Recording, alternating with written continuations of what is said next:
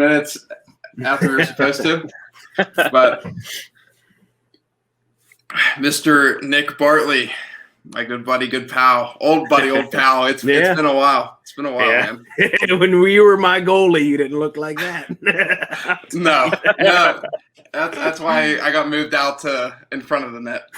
Yeah, right. Wasn't allowed to sit in the back no more. Had to come out and put people in their place. That's right. But yeah, man. So hunting nostalgia, that is awesome. Thanks. When I knew you like before, like I knew that you were always into the WWE. Like I could remember, like Josh was the same way, your brother, oh, yeah. and you like. But I didn't take you for like all of like the Disney stuff. And is there, I guess you could get into how you started that, or was it always something that you were interested in? Yeah. Well, the thing is with me, no matter what it is, wrestling, G.I. Joes, Ninja Turtles, whatever, Star Wars, whatever it is for me, the toys always came first. Like I would love the toy. It was honestly, it's the same way that He-Man became his like Masters of the Universe. It was the same path of trajectory that they had of becoming as popular as they were. The toy came first, then was followed by the comic, then was followed by the cartoon. Like for me, I loved the wrestling toys before I ever loved actually watching wrestling, which I mean, it came shortly thereafter, but it was always the toys that captivated me first. So whatever it may be, I stemmed out my interest in it from the toy for sure. Right. So that's always been, so like you've loved all the toys from the beginning. Is that the same thing with like Disney with yeah. Okay. For sure. I knew like whenever I was a kid, like my brothers and my sister, they would get toys and then they would sell them at yard sales. I knew for a fact, I never wanted any of my things to be sold. Like I would always tell my mom, like, listen, please don't sell any of my stuff. Like, please. And that's why as soon as I moved out of the house, I took every piece of everything that I had out because I knew it would be gone. But they didn't feel that importance to keep them. But I always did. Like I've had these, since I've been one. Yeah. No, that's awesome, man. You got quite the collection there. Have you ever had it like valued? I had like just this case. Like I can go through and pick out like what what it would be worth. Just the top and the middle row is probably, I think the last time I looked was probably around 3,000 or 4,000, and then the bottom is where it gets really. That's where you get into the really expensive guys. But that's not. They're worth nothing. My toys, these toys right here, they're worth nothing. They're worth $0 because I would never sell them ever. Yeah, I don't care. Right. I have had people offer because I hate selling toys. I hate it. I mean, I do it every once in a while because I find so many in through recording the show that I do have to sell some, but I hate it. I hate giving them, I feel like I'm ripping somebody off no matter what price I give them, no matter how happy they are. I always feel like it's a toy. It's a toy. Yeah. You know what I mean? I don't know. That's how I look at it. Toys for toy prices. You need like a Willy Wonka sized, emporium. Well, it's crazy. We just sold our house yesterday, and we're moving across the street to a brand new house that's being built right now. And then in the basement, I get my own studio. It's going to be insane. That room is my wife will never, ever want to be in that room. Yeah. Ever. But, which is all right. Yeah, heck yeah, man. That's awesome though, dude. Is there like a genre that you like more? Like do you like the WWE side of things? Do you like the Disney side of things? Like is there one that you look for, I guess? Well, I mean, wrestling was my first. Wrestling was definitely my first love. That was, I was Hulk Hogan for Halloween whenever I was 13 months old. I mean, I was listening to the crowd and I could barely walk. Like my knees would buckle in and I had a barbell in my hand. Like wrestling has always been first. Star Wars, I love it all. Anything that reminds me of a time, this is my tagline for Hunting Nostalgia.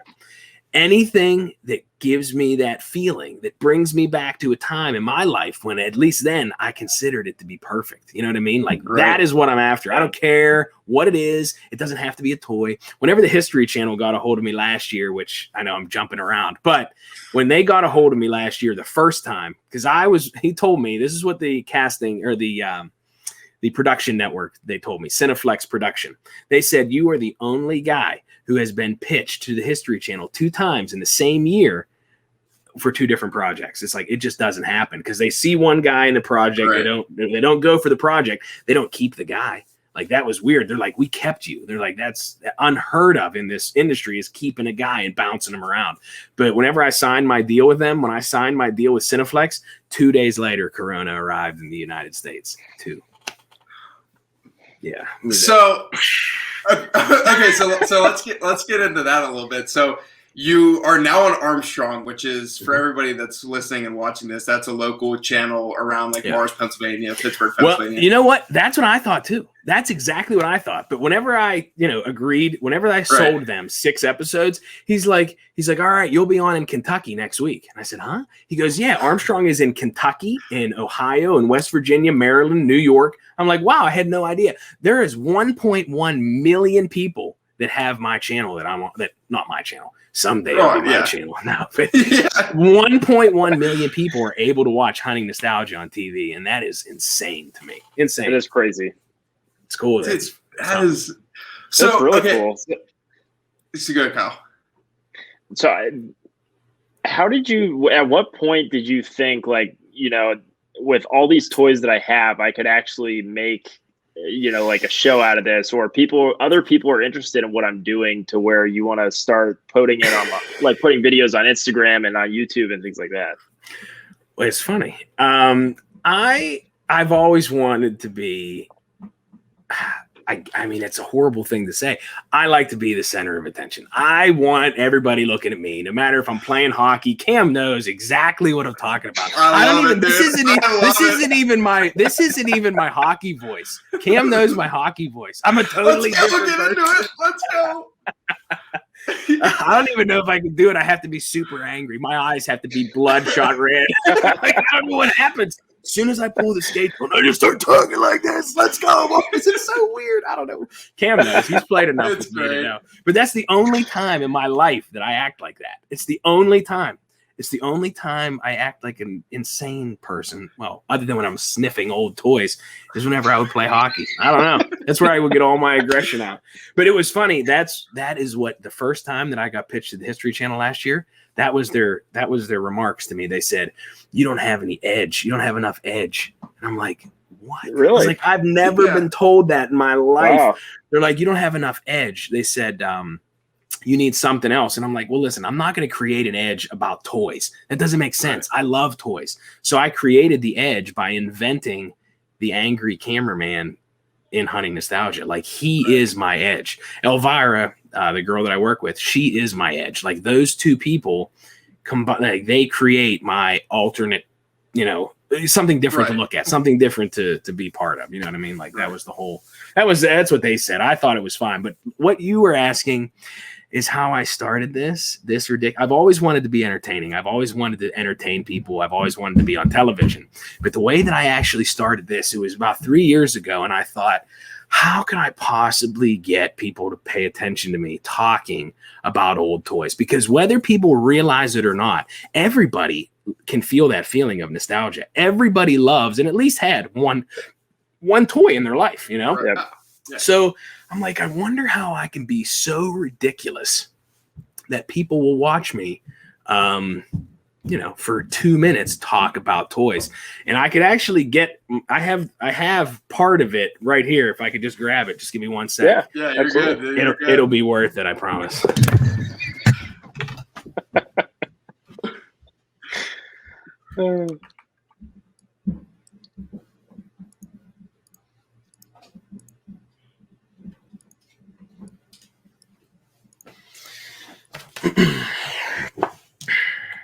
He's already laughing. All right. So like I said, I wanted to figure out a way that I could get people to stop and just watch, because that is the hardest thing. That is the hardest thing to get people to do, is to stop and watch. And it's so weird because it's so easy. It would seem to be so easy. Like, here, let's, subscribe, like, comment. It's not easy. It is crazy how hard you have to work to get those views and all that crap. I never imagined it in a million years. So what I did, and this is ridiculous,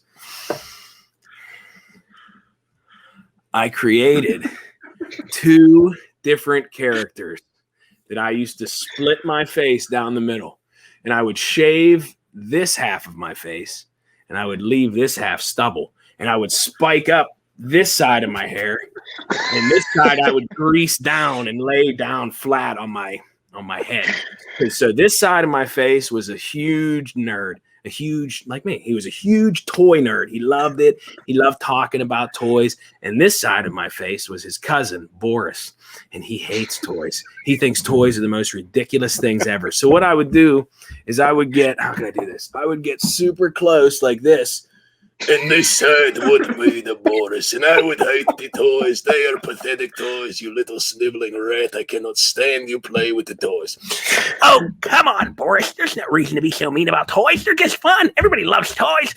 You love toys because you are a moron. That's right, moron. You love the toys. Like that.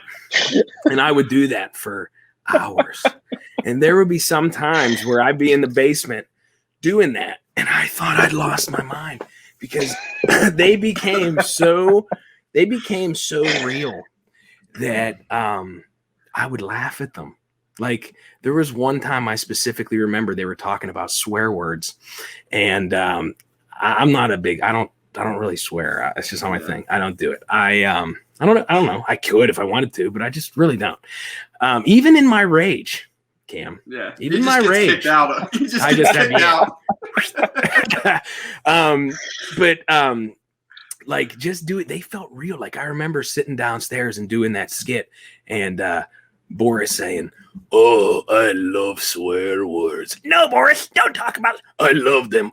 And then I was just saying letters. I love the P word. Oh, that's a good. No, I don't even know what that word means. Like, just different things. And I was laughing so hard. I was literally crying.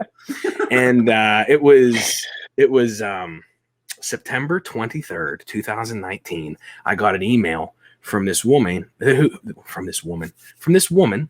was a casting director. And she said, "I'm a casting director for a company." She says, "I would like to talk to you about doing a show about toys." And I thought, yeah, right. Okay. I said, when are you going to ask me for my bank account information? Like, that's what I thought it was. I always think everything is a scam. That's actually who's waiting for my voice auditions, is the same woman who I've been with for 2 years. But she goes, "I want to talk to you about," and so, I got off the phone. I'm like, all right, or I saw off the email. I said, whatever, I'll do an interview tomorrow. I looked her up that night, and she was worth $8 million. So I was like, what? This girl is real. Like, this girl was really a casting director for this show. So the next day, I'm in my truck. I'm all disheveled. Like, I didn't know what was going on. It was my first interview in entertainment in my life. And I answered the Skype call, and I'm just sitting in my truck because I wanted the sound to be good. I wanted her to be able to hear me. And she's like, "Where are you?" I said, "I'm in my truck." She goes, "I have to see you." She said, "This is for television." And I said, "Oh, crap." So I got on there, and actually, I forget where it was. They put it somewhere. Like, they put a lot of different, the company Cineflex, they put together a lot of different video packages of me. Right. And I remember there's one from that very first day, and I'm like, holy crap. It was like a flashback. But so she started pitching it, and then she came back. She said, "You're our guy. We're going with you. We're going to pitch you to the History Channel." She said, "Do you know anyone that would be interested in doing this with you?" She says, "We're the same company that makes American Pickers." She said, "So what we want you to do is we want you to go." My line was, My name is Nick Bartley, and I crisscross the country collecting toys that I love. Not just any toys, but that's what they wanted me to do. They wanted me to go from North Carolina to LA collecting toys and selling them. They wanted me searching for that holy grail that was worth tons of money. That's not me. I dig through poop. Like, I dig through attics. I dig through the trash to find toys that are affordable. You know what I mean? There is Right. no reason that these toys should be as expensive as they are. It drives me crazy. I cannot stand when I go onto eBay and see something that is literally $5 that I have paid $5 for in the past. And I see people selling it for $80, and it drives me wild.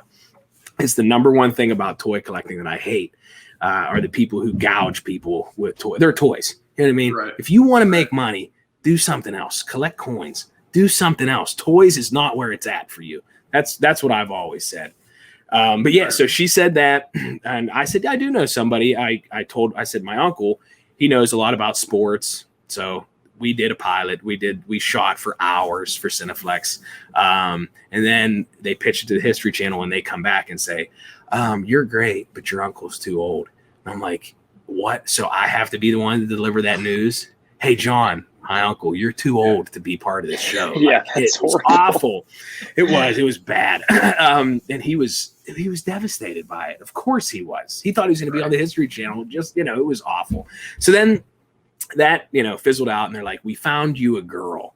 And I'm like, what? You found me a girl? I'm like, how am I, I don't, I just thought, who could this be? Who could be so ridiculous and so absurd about toys, that is going to work with me? Right. And then the first day that I met her, Elvira, they're like, we got the perfect girl. And she is. I mean, she works very well with me. She gives a different aspect of nostalgia than I do, because I didn't collect Barbies. You know what I mean? Like, that's her thing. And it gives somebody other than, it gives the audience something to look at for 5 minutes every episode other than this. You know what I mean? Yep. Like, I feel like a change up is necessary. And I think that that's what made it, her involvement in the commercials that I do and all the different stuff made it into a television show, because it was never supposed to be a web series. Like, it was never meant for that, but then they loved it. They were pitching it, to people, and then signed the contract. 2 days later, Corona arrived. Yeah. So, what can you do? Yeah. So, I mean, that's exciting either way, though. And yeah. Do you think that once things kind of open back up, that you'll have another shot of getting on the History Channel? Oh, yeah. I mean, the guy, because I own Hunting Nostalgia now. Yeah. Right? It is mine. Like, I own the trademark. I own the concept, like, it is my deal. So what's great is that guy, the main guy that I talked to at Cineflex, the day that Armstrong purchased the season off me, because they purchased 6 episodes, and I said, somebody's dancing upstairs, but they bought 6 episodes off me. But I told them, I says, I do not want any contract. I says, I'll make a deal with you right now. Give me a check and I'll give you 6 episodes. I don't want a contract. You guys will have no control over what I do. You will have no ownership over the show.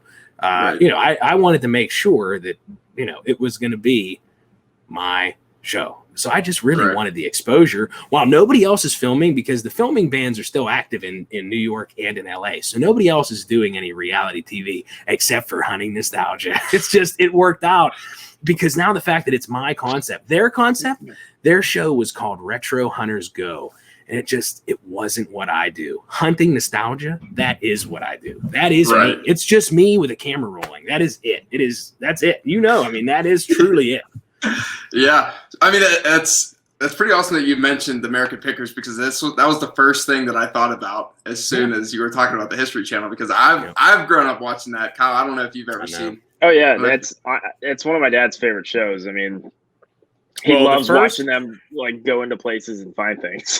Well, the first time that they pitched, it was just me. It was just me, and I was finding toys before my uncle even got involved. And the American Pickers, them specifically said, this guy is not doing that show, period. Like, they really ended it. Yep, ended it. But the thing is that I found out about American Pickers, which I was devastated about, was it is so super fake. It's crazy. I'm like, are you kidding? Is it really? It's so fake. It's so fake, because the casting director, she's like, you're going to have to, she's like, I don't want to say it, but make sure something's there. And I said, what? she said, like, make sure, like if you have a box of toys, like, just make sure you put something in there that's worth your time. And I'm like, no, that is not me. I said, Right. she's like, number one, the pickers don't buy everything that they say they buy. They don't buy it. Number two, their store where they sell this stuff, it's not a store at all. It's a gift shop. Like, you can buy like 1% of the items that they find at the store. Everything else is just for display. It seems, I just don't understand how you can have a show and it's like, hey, I will barter with you. I'm the worst haggler ever. That's another thing about me. I don't haggle. You can't fake. Like, when I see something, I go, I can't shave off $2. Yeah. You know what I mean? Be like, oh, well, I'll give you 6 instead. You know what I mean? It doesn't work for me. But like, here, I'll give you $3 for this Scar Happy Meal toy from 1995. Okay. And then I'm going to turn around and I'm going to show you at the end of the episode that I sold this for $600. How does that make you feel? You know what I mean? Like, how does that make that person feel?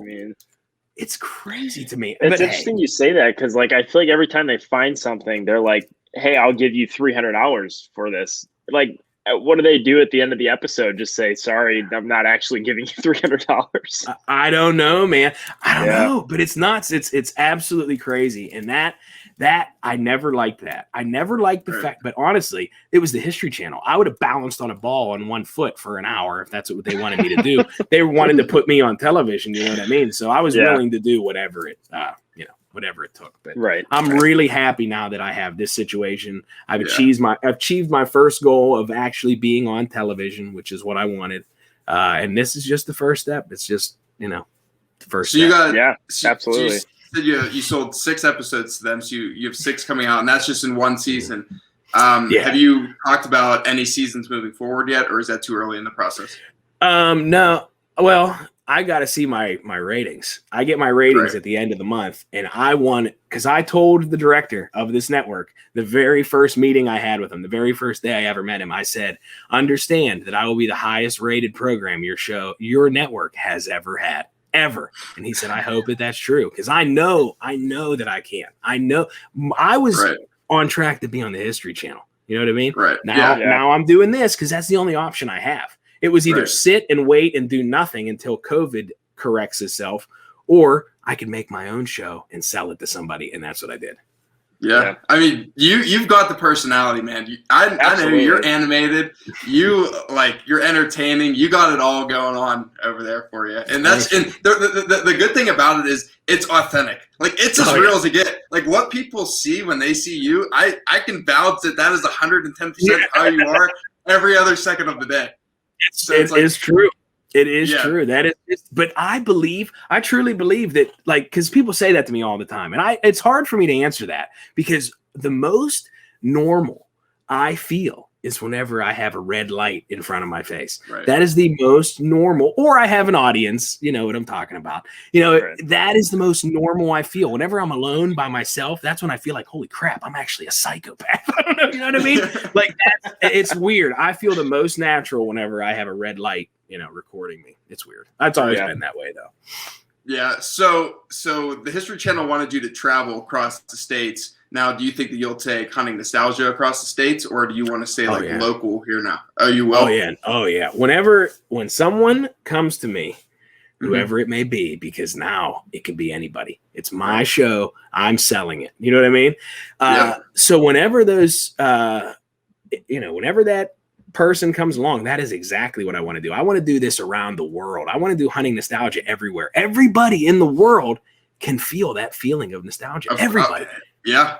Dude, it doesn't matter. Yeah. It's the same thing with food or a smell or something that triggers that sense. It can take you back to any point in time and make you feel a certain type of way.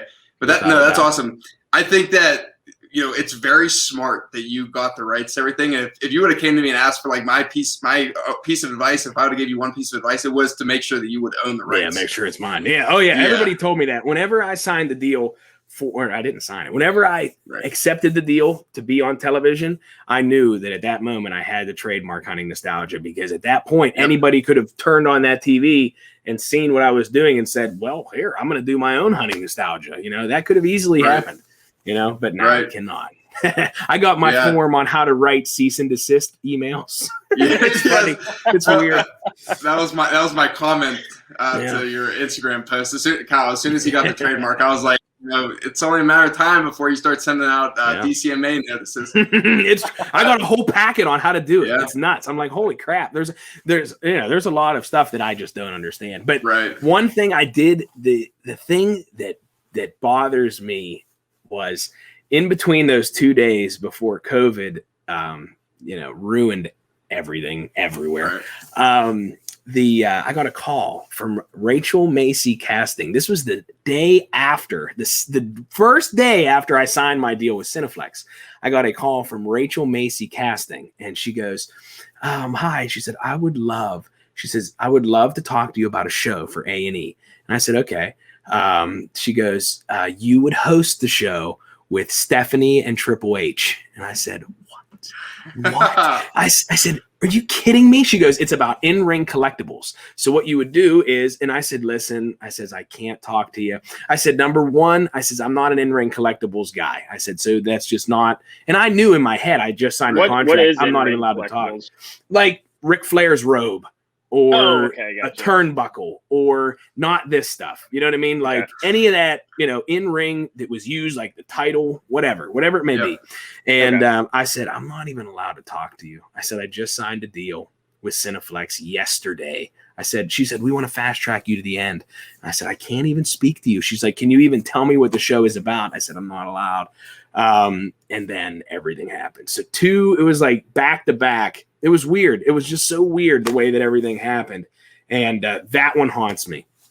That one haunts me a little bit because it would have been. Man. Yeah. Well, I mean, you never know. I mean, I bet, a couple of years from now, you might look back and say, "I'm really glad that never even turned out." I hope. Yeah. Well, now, no, I already can say that because Hunting Nostalgia is now a real live television show. And that's what I've always wanted it to be. Yeah. Dude, that's insane, man. That's crazy. From when I was home and we were playing hockey to where we're at now. Like it's insane. It's more work than anything I have ever done. Ever. Yeah. What's really cool is next week I'm filming with the Pittsburgh Penguins radio host Brian Metzer. I'm filming with him. He's going to be on an episode about horror toys. He loves horror, and I got to know him. And I said, "Listen," I said, "Am I allowed to advertise that I'm going to have the Penguins radio host on my show?" He's like, "Yeah, man." He's like, "Absolutely." That is cool. Like that's cool. Neat. Like he reached out. It was nuts. Really, it's fun. It's really fun. I mean, you're building that network, man. That network's just growing, and it's And I have no idea what I'm doing at social media. None. I have. Facebook looks like Chinese to me. I don't even know what it is. I'm like, what is this stuff? And my wife's telling me, she's like, "Oh yeah, it's so easy." I'm like, what? I can barely type. Well, I'll tell you what. I went onto your Instagram today, and I personally was not a huge toy collector, nor did I really play with too many toys growing up. But I mean, just watching you in those videos and like the all the animated things you do and everything, like it was captivating. And like I was watching videos on toys that I had absolutely no clue about, but I just found them entertaining. Like they're just fun to watch. I bet you remember this one. I think this is your era. I was a Power Ranger for Power Ranger. You were. Yep. I love how you just literally reach behind you and pull it out. Like I had a feeling. I was thinking of the age. I'm like, So I bet you that would be one that you would have liked. But everybody has it. Everybody has it. It doesn't have to be a toy. That's what's cool about Hunting Nostalgia.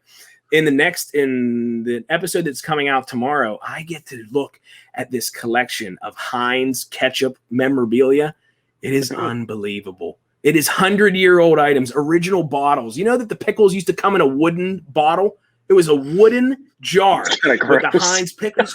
I know. But this woman, it has to be hundreds of thousands of dollars of stuff. It's insane. Original soup. The Heinz History Center, the museum, wants to buy all this stuff off her.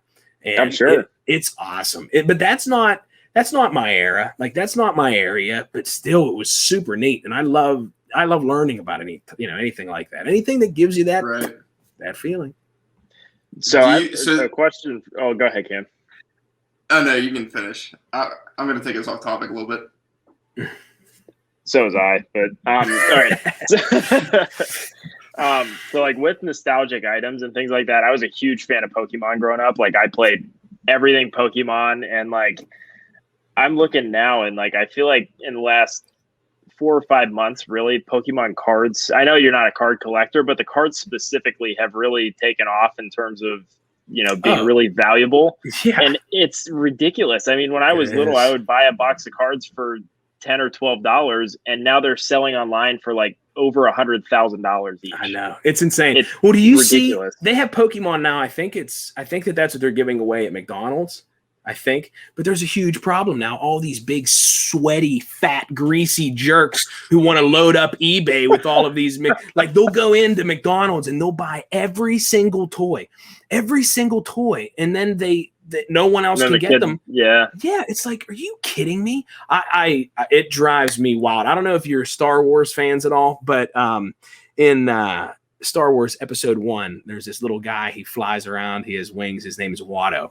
And the Jedi, he tries to use a mind trick on him. And he goes, mind tricks don't work on me. Only money. I'm a Toydarian. That's what I call those people. Those slime balls that go and they wipe out toy shelves and they wipe out McDonald's. Just for the money.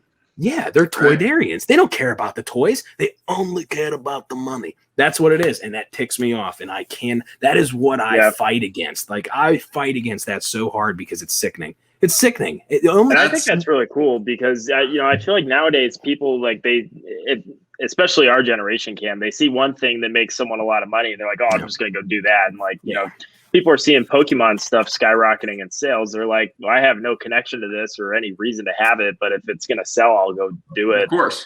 Do you still have your Pokemon stuff? So it's funny you asked that. I was back at home like a couple months ago and I had this binder of Pokemon cards and I kept them all like really nice. And I had all these individual sleeves. I would double sleeve some of them if it was like a good one. Like I had all 3 evolutions, everything, like all the legendary Why cards. do you say had? They're not gone. They're true. You're right. It's there somewhere, but like I have not found it. And I looked for probably 3 hours the one day. I gotta keep sniff them out.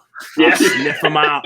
I've been in attics. Covered. I have a little light that I wear on top of my head when I'm in attics. It's crazy. I have found the most ridiculous things. I actually have a drawer back here with little tiny Pokemon. I mean, I actually have a huge collection of the action figures that I still have, and I would take those everywhere with me. I took them when I was little, go to school. I'd have one in my pocket because it would just make me feel safe. Like I don't know, I had it from home. Oh my God. When I was in like 1st and 2nd grade, I'd just have it in my pocket. Do you remember when you got your first one? Oh yeah. I went to so it was like my 7th birthday and my dad took me to the Pokemon Center in New York. Oh, and I got there. And we got to this, it was just this wall of just all these Pokemon action figures. And I went and picked one. And I turned around to my dad and I was like, all right, I'm ready to go. He's like, well, you're not just going to get one if we drove all the way here to the Pokemon Center. So I got like 15 or 20 of them. And and then since then I was just collecting the little Pokemon action figures, which I still have I have that bag up in my room. So now, when you look at that, when you bring that item out in 50 years, you will feel 7 years old. You will feel, exactly. I don't care if you are 113 years old. If you get those out, you will instantly remember that time that you went to the Pokemon store with your dad. And that is probably why that continued that entire time. That is hunting nostalgia. Yep. I feel like doing that to myself sometimes because there are things that I have to say, like I have to get this out. I have to say Elvira Taylor of the Dolls, like just different things. And if I forget them, the whole scene is ruined. And that has happened so often. And I'm like, it's such crap. But it's part of it. It's a lot to remember. So do you have like a favorite toy in your collection, like a number one? In my collection? Yeah. Oh yeah. Want me to get it? What is it? Of course I do. Get it? I go get it. Gotta see the number one, man. My phone is like blown up. Dude, I love this stuff. Of course, I got to see this thing. Oh yeah, got to see the best one. When we can keep it going, but when he was talking about the WWE stuff, like the in ring with Stephanie McMahon and Triple H, I just remember like always being over their house, and Josh had like every belt, dude. He literally would like hoist the belt up, and he had just. Dude, literally every single belt, it was ridiculous. Like, they love WWE, man. They used to, like, play that stuff all the time. So, for him to have that opportunity, and then it, like, passes up, but just to have that opportunity to begin with is insane. I'll bet you didn't expect it to be about 4 feet long. Oh, my God. Dude. Wow. WWF tabletop hockey. Oh yeah. My God. Massive. Look at that.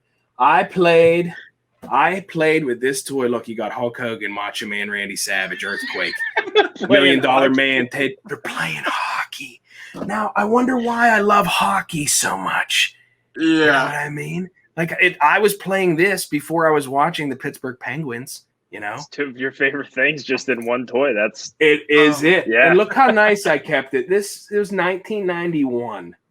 And look at how nice. You know, that was one thing. I always kept good care of my stuff. Because I always knew I wanted to have it forever. And that's my favorite toy ever. I even have the original puck. That's surprising, actually. It's a really small puck. I don't know how you haven't lost it. There were 2, and I don't know what happened to the other one. But oh, is that a fun? I also have Ninja Turtles too. It's just as big and just as awesome. It's right back there too. Yeah, those are my. No, that's awesome though. But do you collect like? I know these aren't toys, but like just old DVDs or like VHS tapes or anything that? Yeah, you collect those too. Yeah, well, that's funny. My next episode is about rental stores. It's about how you used to be able to go. Well, this is what I used to do. I used to get the VHS tapes. Well, Blockbuster. But where I would go every Friday night, it was 5 for 5 Friday nights at Movies Plus on Route 8. So I would go there, and my mom and my other siblings and my dad, they wanted to rent their own movies. So I had my mom get me my very own adult account at Movies Plus. So every Friday I got to go and she got to go, and she'd pick out her 10 movies and I'd pick out my 10 movies and my 10 movies. And I was an adult, and like, you know, I'd be ringing up whatever I would be getting, whatever movies. I should not have been watching all of them, but a lot of them were wrestling or old movies, Marx Brothers, Abbott and Costello. But I would sneak in those horror movies, the topless scene horror movies. And I'd be at the counter. And when you would check out those VHS, because they would open them, scan them, and then they would take your bag and they'd put it down near the door. So I would be checking out, and whenever those R movies would pop up, and they'd be like, "You're 10, you can't be renting this." I'd be like, "Oh no, it's okay. There's my mom," and she'd go, and I just get them. She had no idea. She had no idea what I was renting. No clue, none. And it was, I mean, there's my mom. I'd be like, she's right there. I was like, I don't know. I'm not alone. Of course, I'm not here renting whatever this. Yeah, right. Porky's or whatever it is. I said, yeah, there she is. And she'd go, yep, I'm here. I'd be like, yep, she is. It was great. I love it, dude. I love it. So they're obviously, I'm assuming like everybody's supportive of what you're doing. Hunting nostalgia. Yeah. Oh, yeah. Yeah. Oh, if it wasn't for it is so much more than just me being a fool. It is so much more. Like, all the editing is done by the angry cameraman. He does everything. I could never, ever. If it wasn't for him, I'd still be doing Boris and Bart and the super short retro toy report. That's very right. But whenever I talk to that woman from the casting department, the first sentence, and I'll never forget it as long as I live, the first sentence out of her mouth was, "We are not interested in Boris and Bart."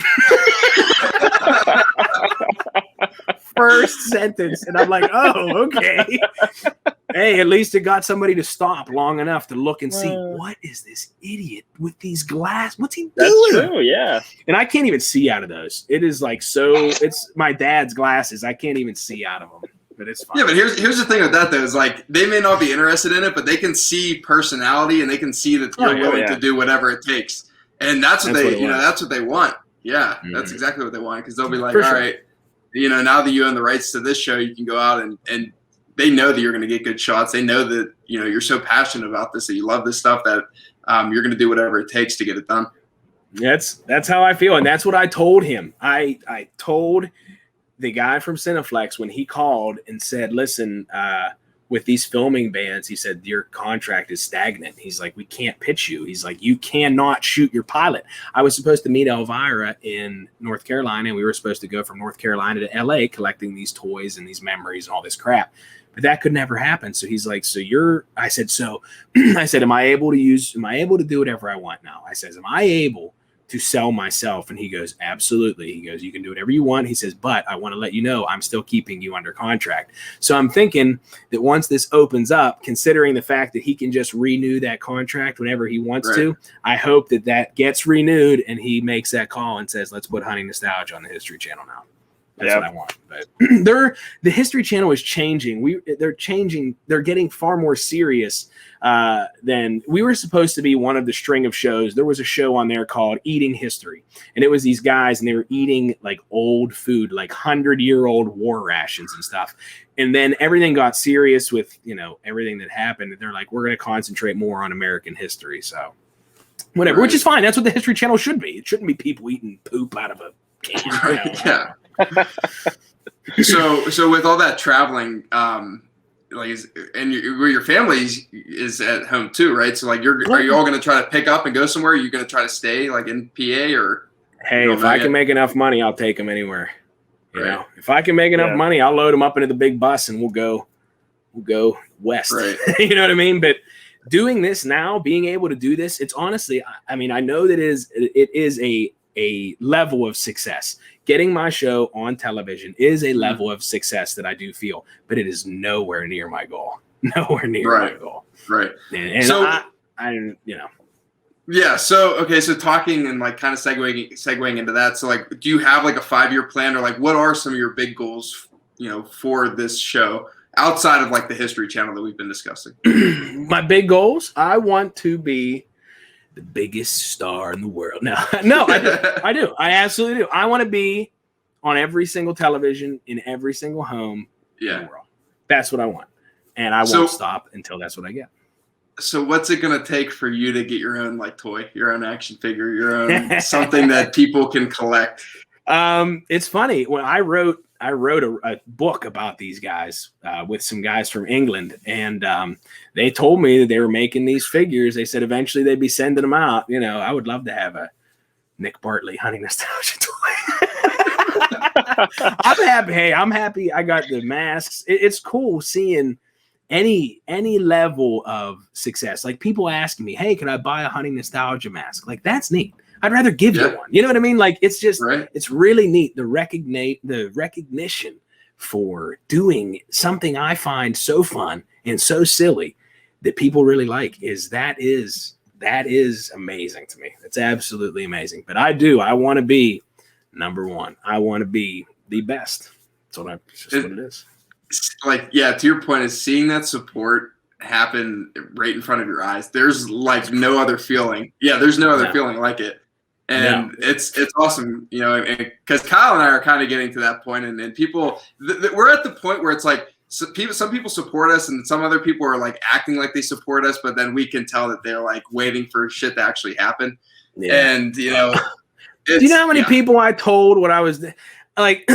Whenever I would tell people, I could see like especially people in my family, like I would tell them all this stuff that was happening, like all these people who were talking to me. I was like, you won't believe I had the producer of Mark Hamill's show reach out and said, hey, if you need any help, let me know on your show. I'm like, what? Like he's producing Mark Hamill, Luke Skywalker, and he's asking me if I need any help. It's like, it's just so weird. But I could look in somebody's face as I was telling them, and I knew as they were walking away, they'd go, guy's insane. Well, now I'm on television. I told them. I told them. Yes, that's pretty much it. That's it. Suck it. I knew that I wasn't going to stop until I got that. I just knew it. And now, I mean, I don't plan on ever stopping until I'm the best. And that's it. Oh, you're gonna get there, man. I know you. I know how you operate. It's only a matter of time. But do you have like a plan forward of how you're gonna move to this full time? Because you do, like you mentioned, you do have an actual full time job. Yeah. And this is the hustle of the side hustle. So, that contract just has to be big enough for me to do it. I mean, if I could still keep my job, working here in Pittsburgh and do that and make a lot of money doing that, that's great. I mean, that'd be great. I would love to be able to do both. I love Mars. I love Pittsburgh. I'd like to stay here. That'd be perfect. There's a lot of stuff around here that could be done.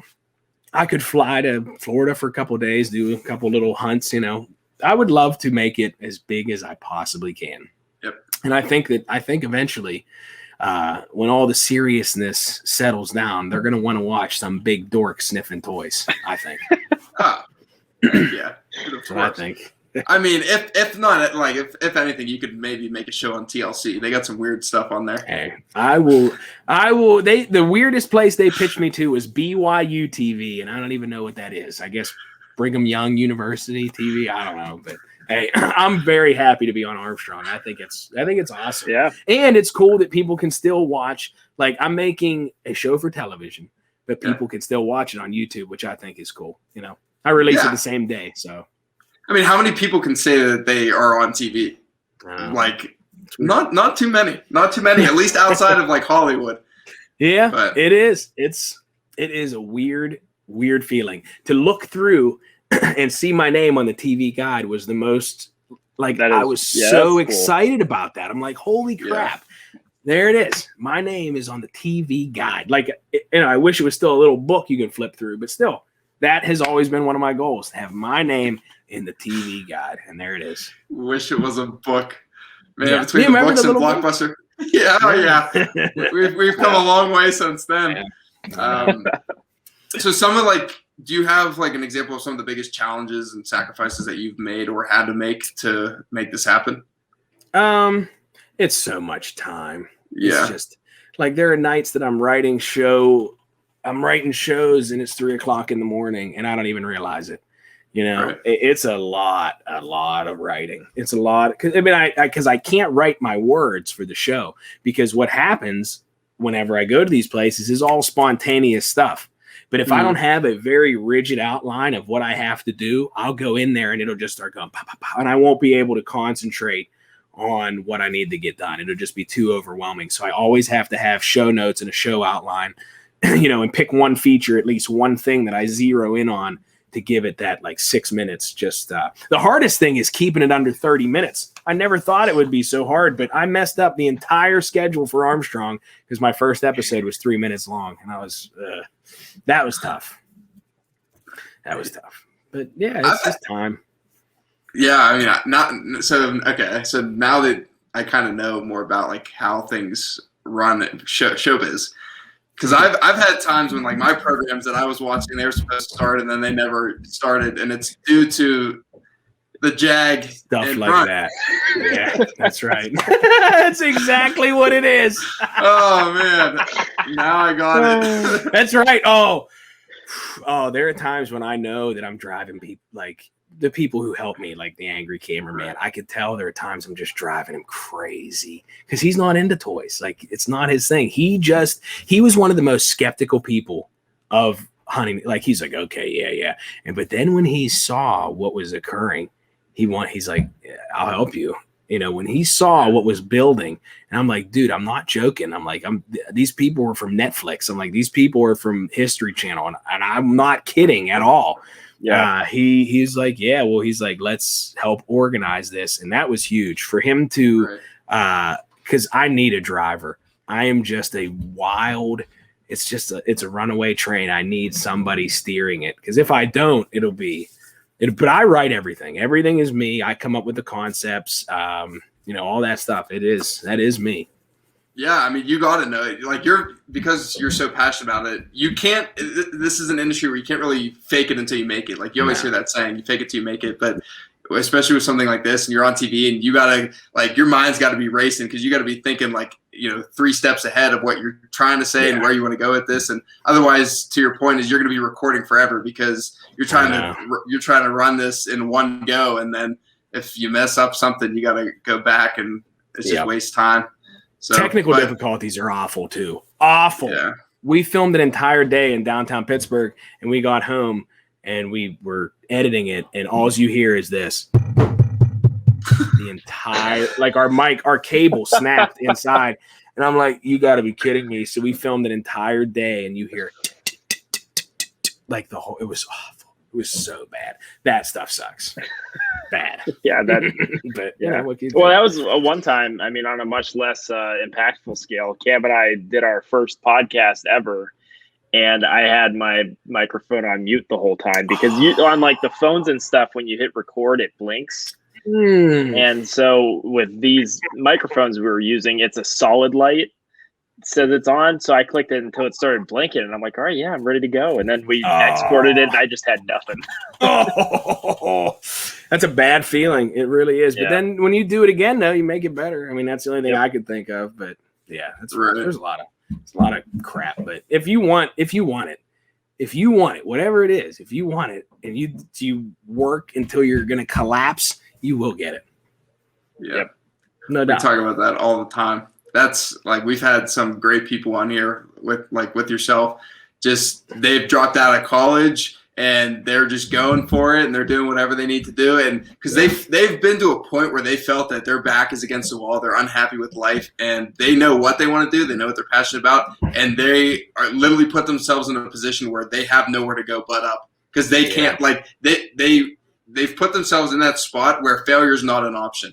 Like, to your point, if you want it bad enough, you're going to make it happen one way or another. Oh, yeah. I knew that it was something that people would like. I believe that it was something that no matter how old you are or whatever it is, you can still feel that feeling. It doesn't go away. And I know everybody has that, whether it's a good feeling or something that brings you back to a time that wasn't so great, but it made you feel a little bit better, just everybody has that, just at different levels, Right. So is your show technically considered like educational for like younger kids? So you try to like inspire them and you try to educate them on like the actual way that I was able to get the trademark. It is a educational entertainment, continuous documentary style television show for TV. And I know it was I was like, what? I was like, this is how that's how it's weird. Like things are I don't understand it. My lawyer did it. He's my best friend from high school. I kept a lot of really good friends. So he's like, I'll write it for you. So he wrote it up and it got accepted by the U.S. Trademark Office. So it's probably like a few classes, I would imagine, because there's no way that falls under one class. No. It's entertainment, education, documentary. The big word I needed to get in there was documentary, because being a documentary style reality show is I can use other people's stuff. Like I can use a commercial for Scooby-Doo because I'm doing it as a documentary. Like that's big because you can get sued for using other people's stuff unless you're doing it in a documentary style. That's awesome though. You gotta I think that looking at your logo and everything, I think that it's creative enough to also go in as a copyright too. Do you have that copyrighted? Well, that's what I was asking him, and he said that the copyrights, whenever I do each episode, he says you can buy copyrights for them, and then those copyrights will fall under your trademark. He said, so you will copyright individual episodes. I'm like, oh, okay, I didn't know that. Whatever. Right. Like that's what he advised me, so I just let him do it.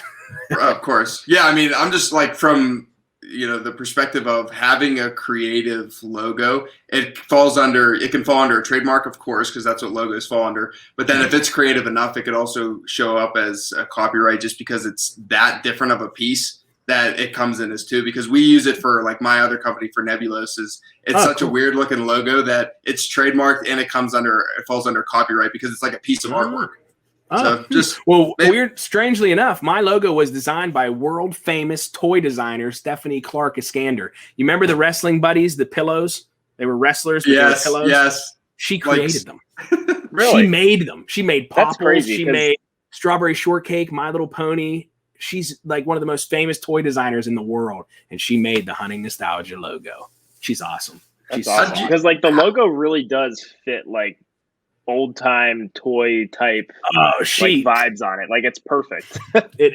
I could not have asked for a better person to design my logo. I mean, here, this is her. This is her work. They are. Isn't that something? Like she sent me original sketches of her wrestling buddies with a little note. Why can't I move there? Oh, thank you so much. Looking forward to working with you. That's so cool. She wants to be on Hunting Nostalgia. That's awesome. Yeah, how'd you swing that? She found me on Instagram one day and we started talking. Now she's we're friends. It's so weird. We're actual friends. That's so funny. Crazy. Great. It is. Yeah. It's crazy. It's nuts. She's an awesome person though. Oh, I'm sure you've met some great people along the way. You know, all the people that you've talked about, like from your cameraman to your co-host to, Stephanie, there's so much going on for you, dude. I'm so happy for you. It is. It's like I'm in a tornado sometimes. Right. But it's a fun tornado, Yeah. Hopefully I land in Oz. Yeah. So up until the point you're at now, like from when you started, what if you had to pinpoint it to one thing, what do you think was the most challenging thing you experienced? Whether it was, friends, family, not knowing what you're gonna do. When History Channel told me I had to get rid of my uncle. Really? That was right. Because it still bothers him. Like it's still to this day. Like it's bad. It's a shame. And I feel horrible for him. But there was nothing I'm going to have him on Hunting Nostalgia. Right. Like I've had him on last season. Like he knows sports.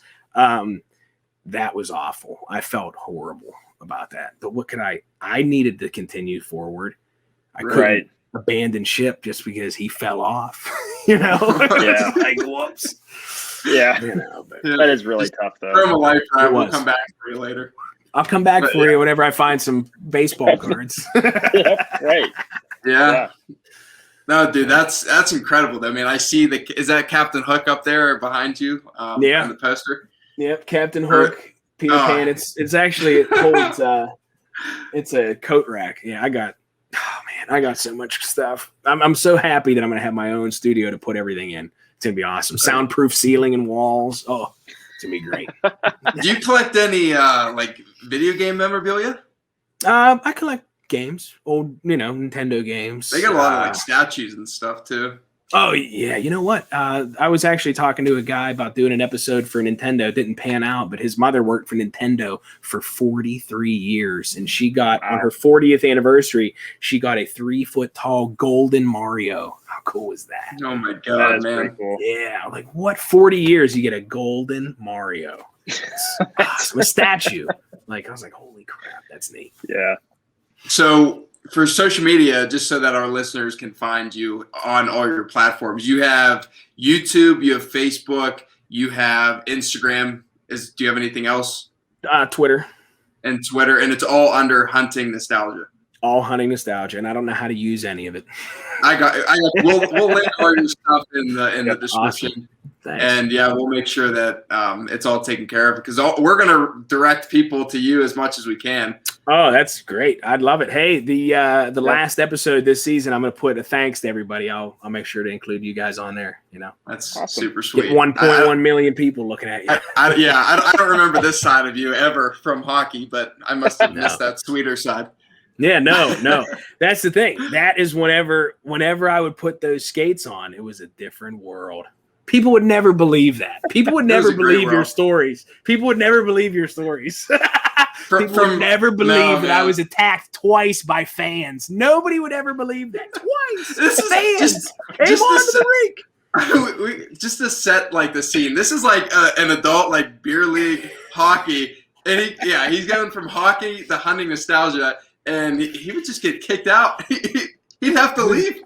Hey, just because I could ref the game better than them and I could run the league better than them, I specifically played hockey just to fight. That's the only reason I did it. I love being attacked by, I would be under 13 people and somebody's mother's choking me from the stands. Where did you come from? But I could push those buttons perfect. perfect. Oh Perfect. man. I've been attacked so many times, but what they don't know is that's what I wanted. I wanted to be attacked. Yeah. Stupid. Bring it on. Yeah, Oh, I man. never backed out ever once. I never One of lost the either, best- I don't think. No. One of the best defensemen in the game, man. It was fun. That was fun. I would love to do that again.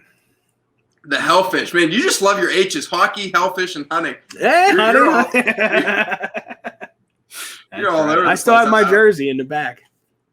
So do I. Actually, I brought it out here with me because I brought all my gear out. Hey, When I get you never know.